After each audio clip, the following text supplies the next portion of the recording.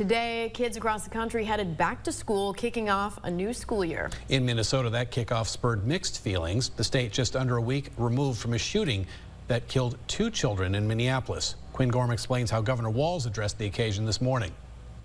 If you'd arrived here at Deerwood Elementary in Eagan prior to 8 a.m., you'd have seen Governor Tim Walz and Minnesota First Lady Gwen Walz brightly greeting students as they got ready to start a new school year. Smiles were abundant, but as the school bell rang, the governor shifted his demeanor. Walz fielded rumblings of a special session on guns, saying he could call for the legislature to convene as early as this week.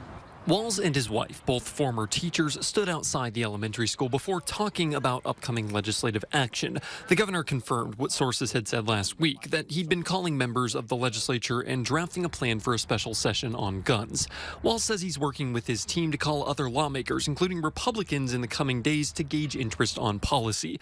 Republicans will likely be the deciding factor, as vacancies in the House and Senate mean the GOP votes are needed in both chambers to pass any bills.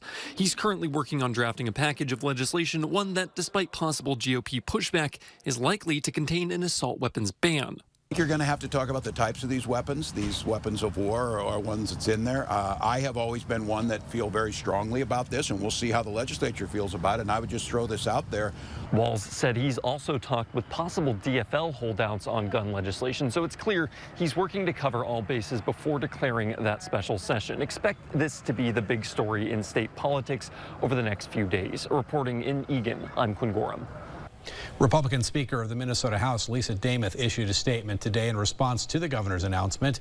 In it, she expressed disappointment in the quote-unquote overtly political move, but also said that her caucus is hoping to have a real conversation about school safety.